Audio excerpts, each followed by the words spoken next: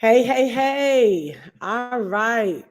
Man, I am so excited, Naja, that we were able to reconnect, girl, right? Running in the Yes, same it's been places, a long right? I time. know. Yes, a long time. Too, too long, too long. So, I want to encourage you guys that are getting on here right now.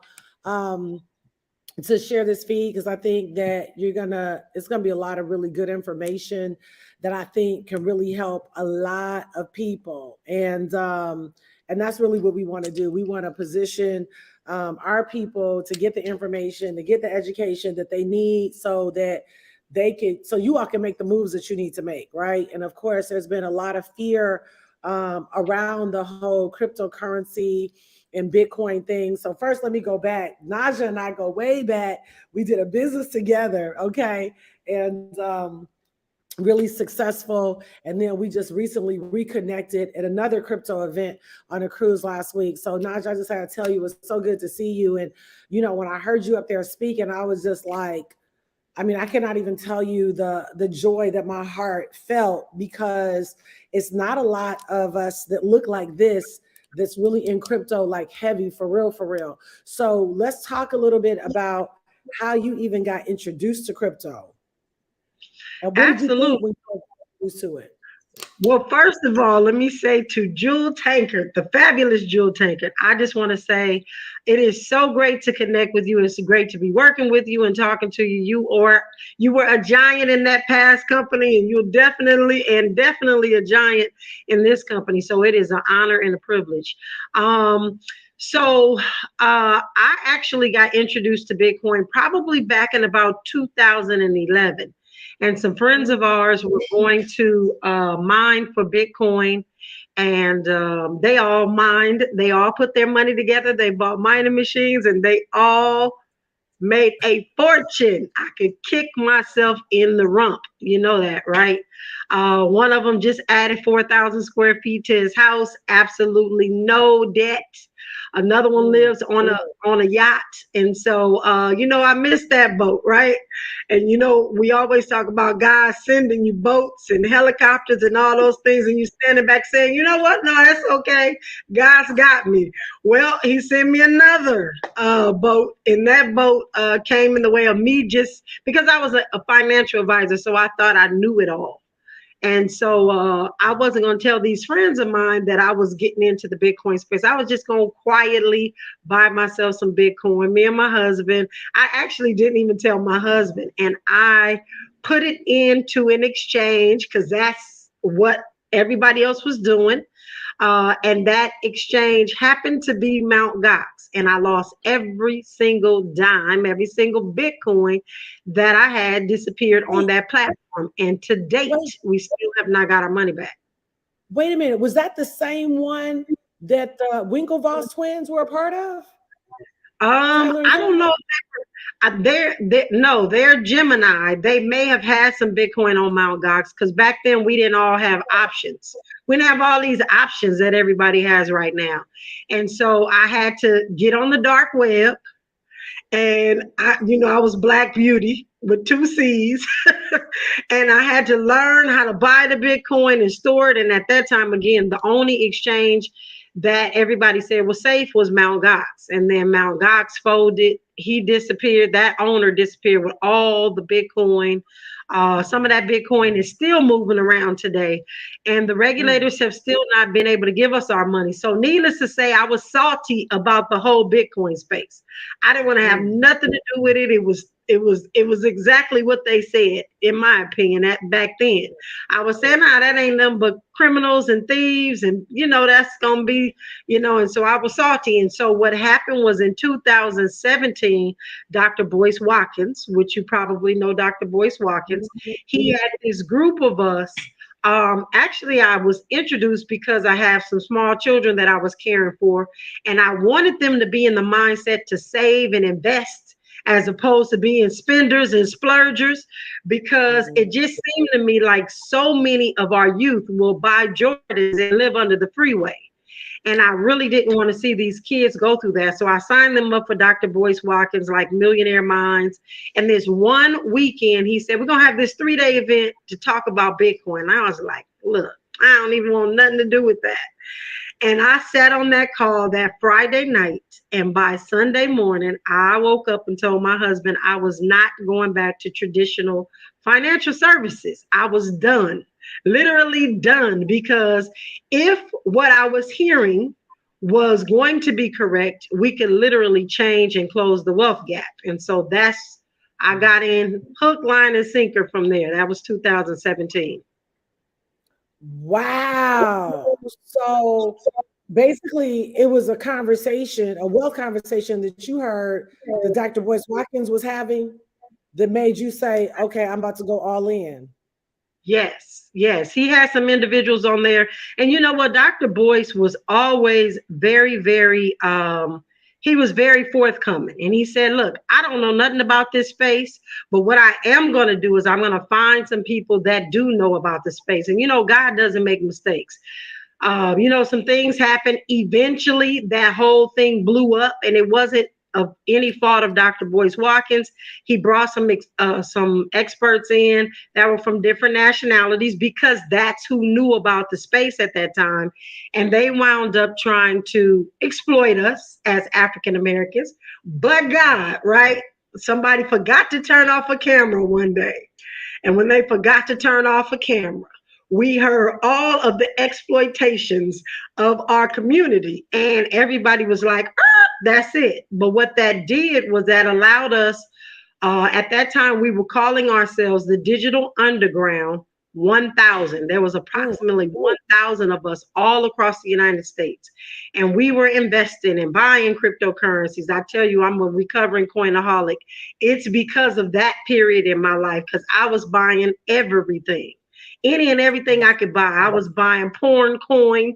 I don't watch porn, but I knew somebody was, and somebody was going to be paying for it. And so I thought that was going to be the next. Yes. So everything you can think of, I probably bought it. Weed coin, just you name it, and I did it. And so, but it was a really good learning experience. And when we found out that we were being taken advantage of, and that they felt like we were dummies. It caused us all to band together, and a group of us spun off of there, and we started investing in blockchain companies, because now we understood what blockchain was. It wasn't just about the Bitcoin and the money, it was about the technology. And so we started doing all these spin-offs, and they have still today been probably, that was one of the best experiences I think we had. And sometimes, again, out of lemon, God allows us to make lemonade, and we learn, and we're enlightened, and we already know what folks think of us. However, we were able to use them to get the knowledge we needed, and then they were able to use us to get some of our money. But it's all good. We're recovering, and things are good. So yeah. Because I would say, would you say that maybe 5% of the world is really even involved in crypto? I would say probably less than that. Probably less than that. Yes. And people that look like you and I is probably really well, maybe one. Yeah, but there's two sides to that. So there's a very small percentage of the world that knows about cryptocurrency. However, statistically, African Americans and Latinos are in the cryptocurrency space more than any other nationality.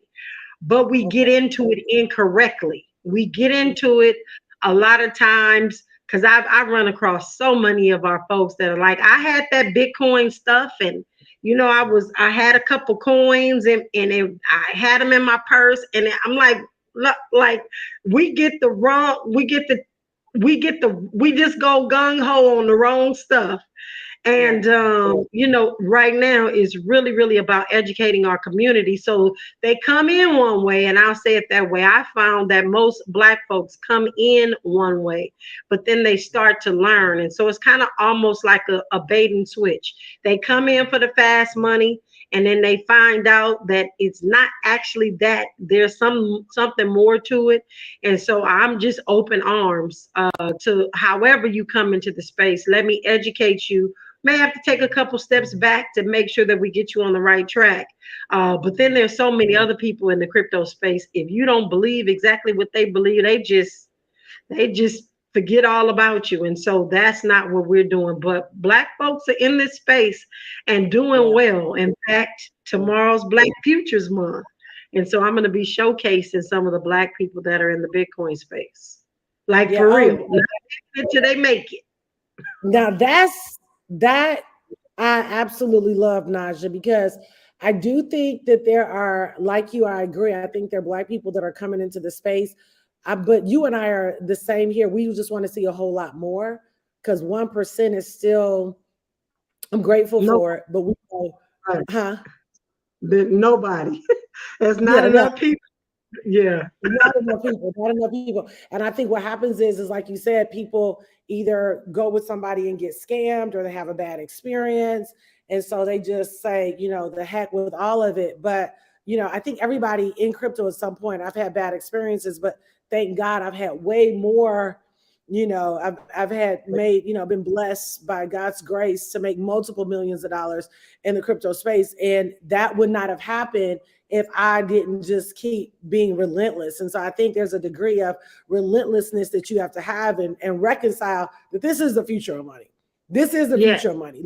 It ain't going nowhere. And the fact that what happened, whether you see FTX collapse or whether you see Bitcoin drop down to whatever dollar amount, we saw it drop and people freaked out and sold. I'm like, no, you hold, you only sell, you don't sell low, right? And so I think, like you said, it's just about getting them the information and getting the education so that they can know, okay, let me hold on to this really for the long haul. I want you to talk a little bit about blockchain because blockchain is the future. All transactions can be seen on it. It's not going anywhere. So would you give us your definition of blockchain? So I just tell everybody that is trying to really figure out what it is. We all know what databases are, and I say it all the time. Databases are designed to do four things. You can literally put any information on a database. Then you share that information with everybody around you. If you don't like the numbers or if you need to change something, you just kind of log in there and you make your little changes before you submit something. And if you don't like the database at all, you just erase it, right? That's what a database does. And so I say that blockchain is a sophisticated database. It Mhm. is it only has two functions. You're supposed to put information on there for everybody to see, but it cannot be altered or deleted. So if Jewel is sending Miss Naja $1 million, which we know one day we're gonna be passing that kind of money between us, the blockchain will tell me if I had your wallet address, if you really had that $1 million. Again, in Bitcoin, because we can actually see it. It's there. It can never be erased. Nobody can go in there and say, you know what, Jewel doesn't have that because, XYZ. The blockchain is the immutable record that nobody can change, nobody can alter in the perfect sense.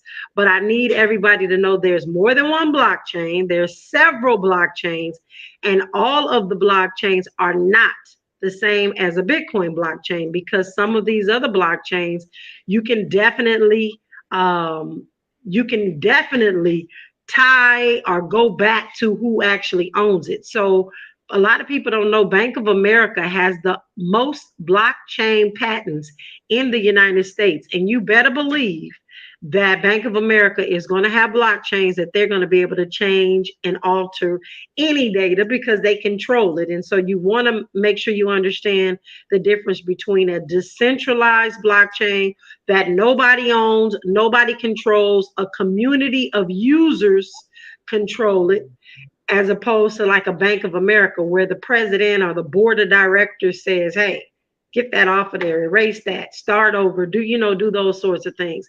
And so that's the big difference. But that's what blockchain is. It's just like a database, just holds information. And so to give your listeners a bigger perspective on what blockchain is going to change, it's going to change real estate because no longer eventually will you won't need escrow because if Naja's selling a property and that property is documented properly through the county recorder or whoever on the blockchain, then the only thing that you need as a buyer is to just know that I am the real owner.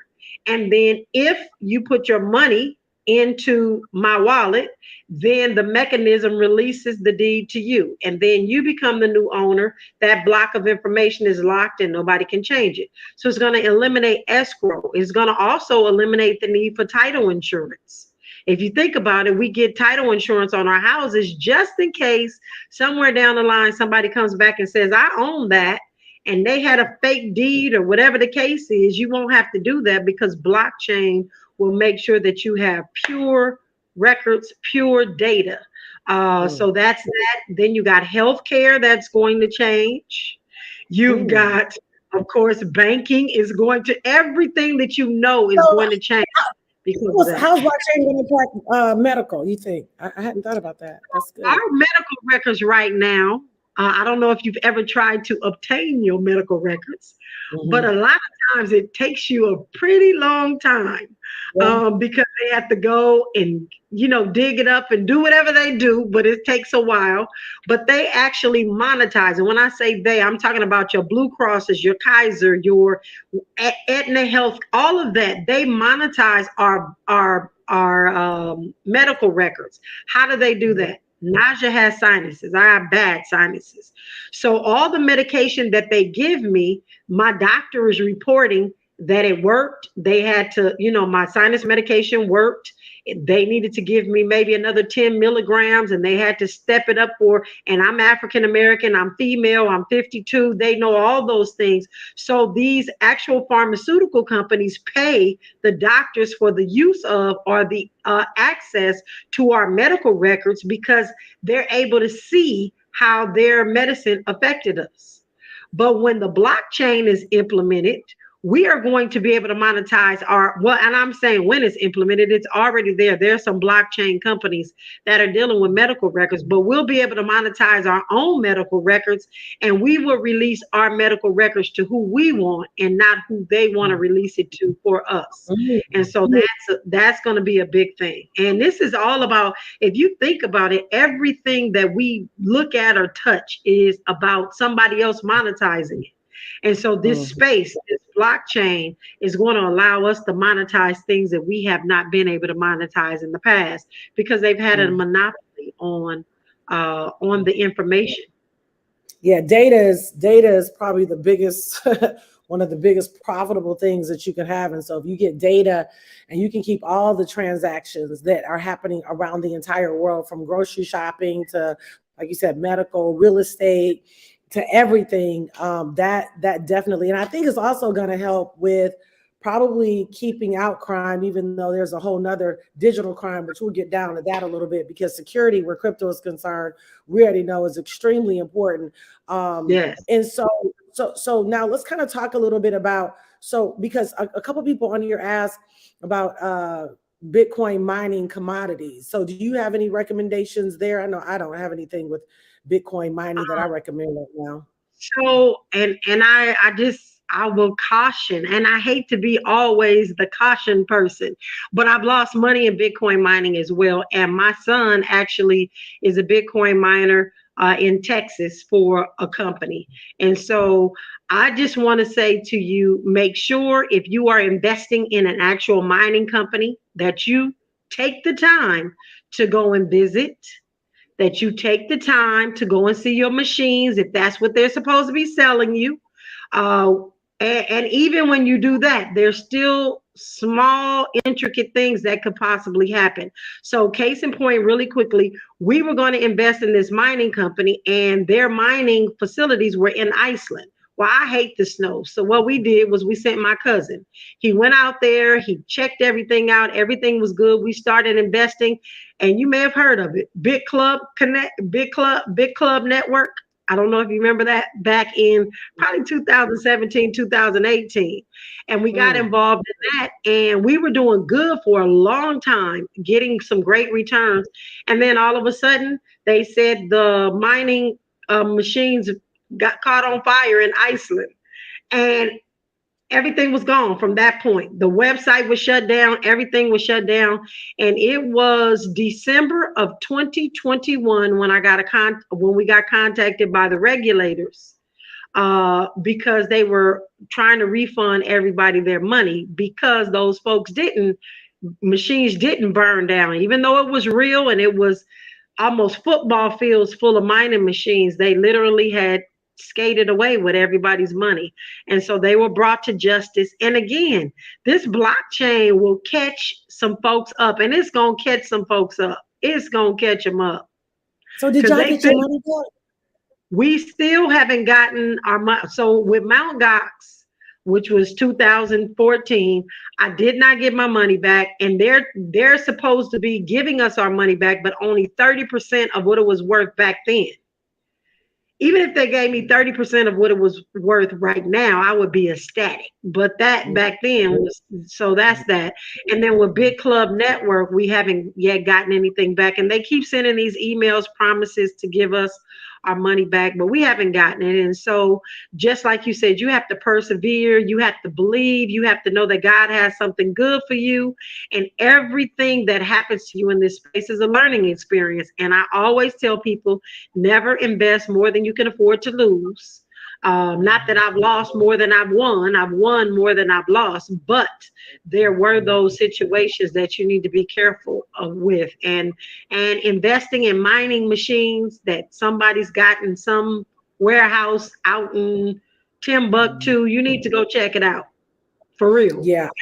Yeah, no, for real. And I think this is where community comes into play because, there are so many bad actors, but there are a lot of good actors too. So you got to be able to kind of weed through who are the bad actors, who are the good actors, and try to stick with that community so that you understand that even though there is a ton of money to be made, I do believe this is a new rules of money, as we both believe that you're still going to have to persevere and you got to have emotional intelligence. I like what you said about don't ever risk more than what you can afford to lose. You might want to start small and then add to it. That's what I did. I just started, accumulating. Then I got into some other investing, but I didn't just go all in so big in the beginning. Now I go in a lot bigger because I've gotten comfortable with the space. I know kind of the waves, the bumps, the bruises, and then I know how to navigate. And so that's the part. And so I really want to encourage you guys, connect with, obviously, if you're on here, connect with me, but connect with Naja Roberts. Follow her on Instagram, and you're on Facebook too, right? Yes, I'm Okay. on for, and it's just Naja Roberts. Don't follow any of them other folks because there's a whole lot of them, and they will be asking you to invest, and that's not me either.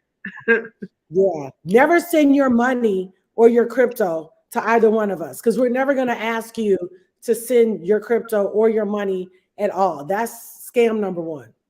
Yes, the biggest Yeah. scam, The absolutely. biggest. So now you've been blessed to put together Bitcoin Academy. I'm really excited. Talk about with what you're doing with Jack Dorsey and Jay-Z, and how did that come about, girl? That is fire. So in 2017, my husband and I opened up what is called, it's called Crypto Blockchain Plug, but long story short, it's a Bitcoin bank. It's an actual location where you can walk in and buy and sell Bitcoin. Now, I am not going to lie to anybody. I initially got into this space for the monetization, period. This was a space where it looked like everybody was making money, and I got involved. I opened up my location just so I could sell Bitcoin. We set it up. It's a nice location, but I soon found that the folks that were coming in there needed education. And it didn't take long for God to really implement in my brain that I needed to be mission over monetization. And so I started really teaching. So I do everything from church and crypto, I do barbershop and Bitcoin. I do, you name it. I put together a program for kids called Crypto Kids Camp. And I just really started on the educational piece. And so with that, I got involved with the Black Bitcoin billionaires that are on Clubhouse, and through that group, I met a lot of phenomenal other African Americans and a couple Caucasians that are educating in the space. And because of that, somebody reached out and said, "Hey, you know what? You have a brick and mortar cryptocurrency exchange. Jay-Z and Jack Dorsey are trying to do something in the community. You already go across the country into the hood. You're not scared of the housing projects. Would you work with us to offer this to people in the housing projects because you're already going in there. When I go to Brooklyn, I wasn't necessarily going in Marcy, but we were definitely in the hood in Brooklyn.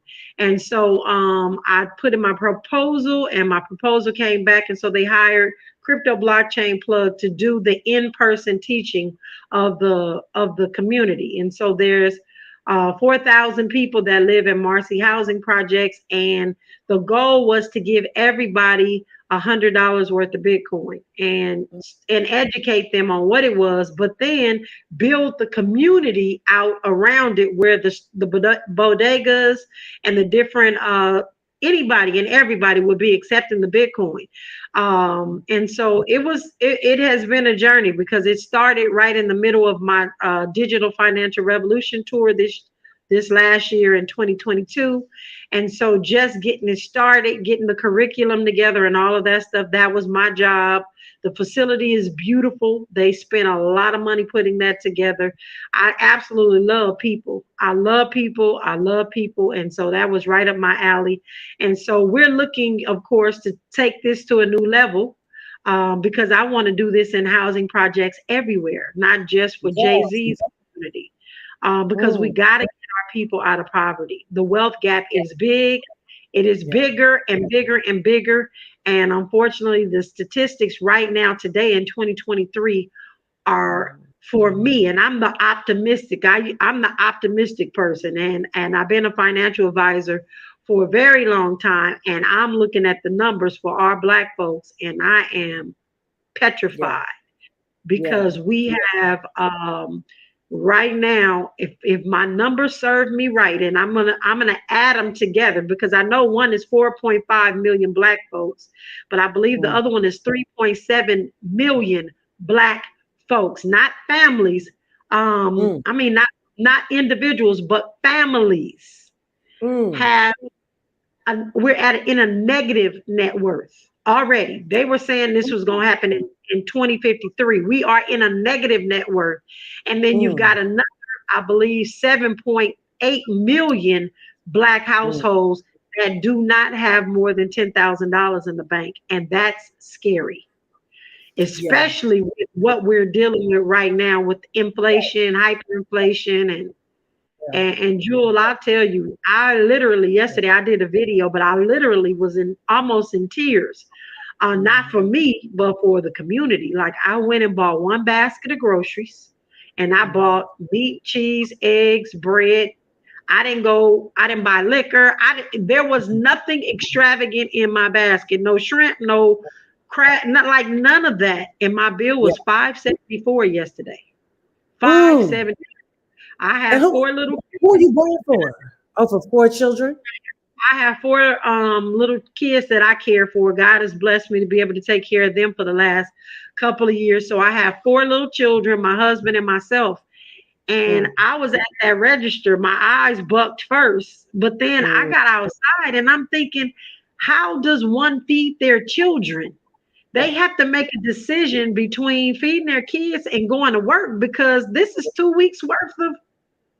Hopefully they don't have 4 kids that need to eat at least twice a day. I'm talking breakfast and dinner, because they eat lunch at school and then some snacks. And I'm just like, how in the world are they going to make it? And I may have three weeks worth of stuff, maybe 3, but I'm pushing it. I did it for 2 weeks, but I was just like, this is incredible. Eggs was $19. I was like, what in the. So, we've got some things to do. We've got to do something different. We have got to do something different. And I'm just, like you said, you got to stay persistent. I am going to stay on this like white on rice to make sure that my community gets the right information, and we can do something different than what we've been doing, because it's not serving us. No, it's not. And that's why, girl, you was up there talking. I was like, I couldn't get to you fast enough. That's my heart. I want to see more of us involved. I want to see more of us stay consistent. I want to see us get the skin for it. I want us to understand the processes. I want us to have a healthy perspective on what to expect. and not for us to shy away from it because we maybe had a bad experience, or maybe we heard somebody else have a bad experience, because crypto is not going anywhere. And of course, when the FTX collapse happened, that just added on more fear. But I always tell people, when people are afraid of something, that's when you really should pay attention, because Mhm. crisis also represents a lot of opportunity. And so I'm really I'm proud of you. As a woman who is God fearing, who loves people, and that is also very much woke and very much conscious. And so people are on here saying, "Oh my gosh, this is so powerful," and thank you. And so I guess the last question, we've been on for 30 minutes and I don't want to be on too late tonight. We'll definitely be doing more stuff together. So people love seeing this together. So tell me really quickly, for the person who wants to connect with you, because I know you're going on tour, and I Mhm. hopefully I'm going to a couple of your cities where you're doing your tour. Definitely want to do Detroit, but you're going on tour. So what does that tour look like? And if they want to come, how can they come?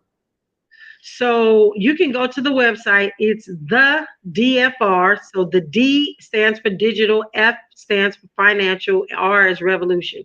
So the DFRtour.com. They can go there and they can see what date we're going to be in specific cities, and try to find the city. It's free of charge. We come to the hood. We're not expecting people to come out of their neighborhood to come to a hotel or to come to a venue. So we're either in a park, the housing projects, on a corner, somewhere where we're educating our community. And so we leave Los Angeles on June 3rd, driving across the country. And so we go through all the metropolitan cities where we are. This is about us. It's our turn. And so we will be there. We spend the day there, and we have an event. We go to eat after, and really try to engage the community. If they have questions about wallets, or if they're a senior and they want to know how should a senior on a fixed income get involved in cryptocurrency. So we make sure that we know our issues. We were born in this skin. So we know how our community functions. We know what Black folks are and are not going to do. We know what questions Black folks, and we know their reserves and why because we live this, right? And so who better to educate our community than us? And a lot of times, and I say it all the time, a lot of people look at other people to come in and solve our issues. They can't solve our issue because most of the time they created it. But we do know us, and we can do some things to really educate our community. And for the first time in history, we have a doggone option. We ain't had no in the financial services space, y'all. We have not had options. I had to sell you that Transamerica policy because that's all I had to give you.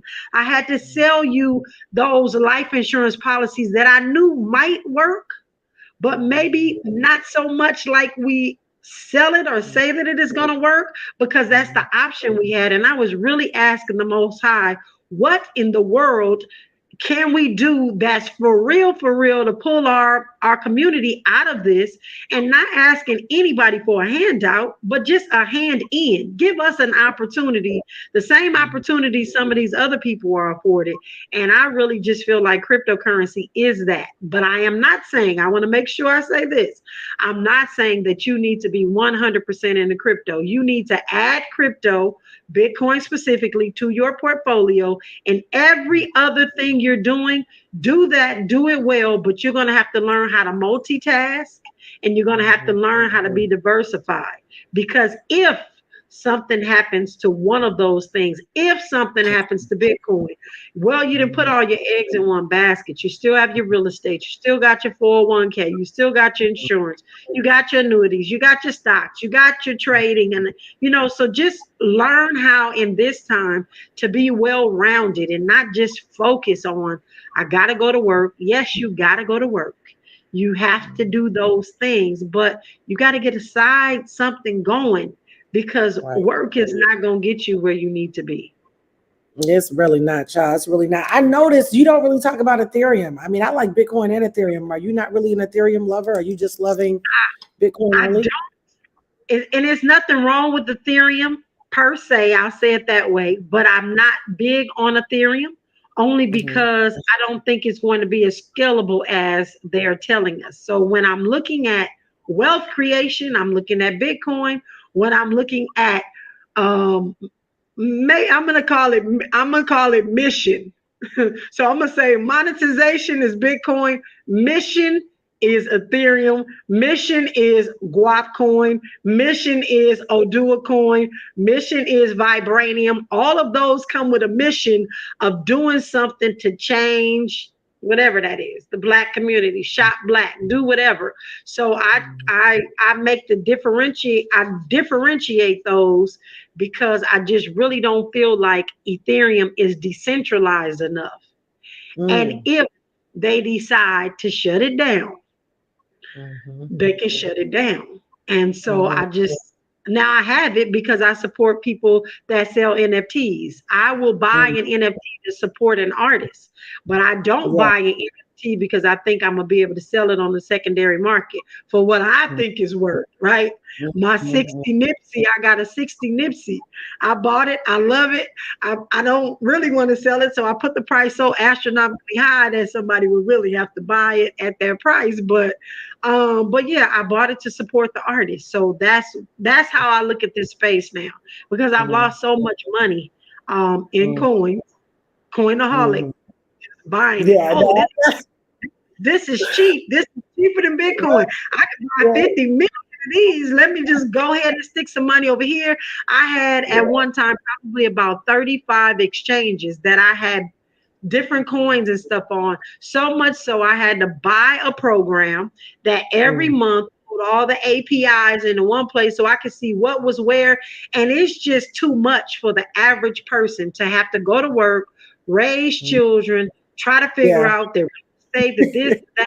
And if they just keep it simple, Yeah. that's what I'm finding for our community. If they keep it simple, if we get to Mhm. add all these extra moving parts, it's just too much because by the time they wake up, something they invested in 2 days ago has Mhm. changed.